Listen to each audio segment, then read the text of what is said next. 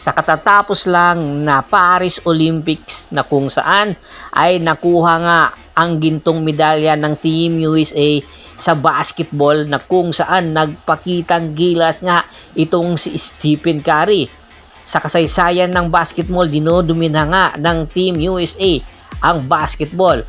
Pero ilang taon din na wala ang Team USA sa kalendaryo, kaya naman eto nagbabalik muli ang Team USA. Alam nyo ba na si Michael Jordan in-interview noong 2020 at sinabi niya hindi pa daw deserve ni Stephen Curry na maging Hall of Famer noong 2020 yun. Napaka-sarkastikong sagot ni Michael Jordan noong time na yon. Alam naman natin na pala biro rin itong minsan si Michael Jordan. Pero alam natin na sa kasaysayan ng NBA, 4 na player pa lang ang nakakakuha ng Olympic gold medal, NBA championship, MVP.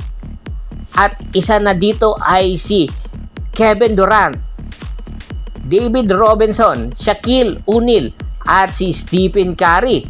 Kinukonsidera din daw itong si Dwight Howard pero hindi bilang Hall of Famer. Pero ngayon kasi iba na sa panahon ngayon, dahil kung 2 taon ka nang naglalaro sa NBA ay Hall of Famer ka na. Ayon nga sa report, tanging si Stephen Curry pa lang ang nakaka-break ng record ng pagdating sa pinakamaraming 3-point shot.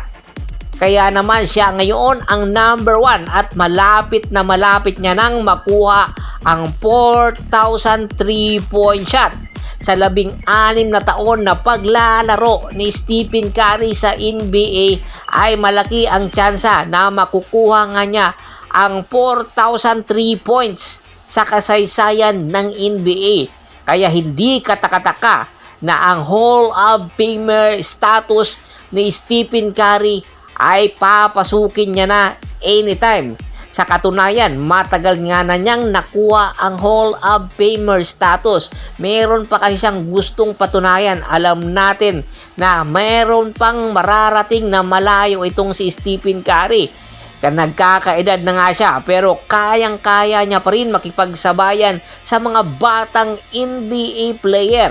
Kaya naman ang Golden State Warriors naghahanda na sa paparating na NBA season para paghahanda na muling ibalik ang dominanting Golden State Warriors. Kahit wala na nga si Klay Thompson, pero napakarami pa rin player na posibleng makatulong kay Stephen Curry. Kaya kaabang-abang ang mga susunod na taon ng Golden State Warriors hanggang kailan mananatili si Stephen Curry para maglaro ng basketball.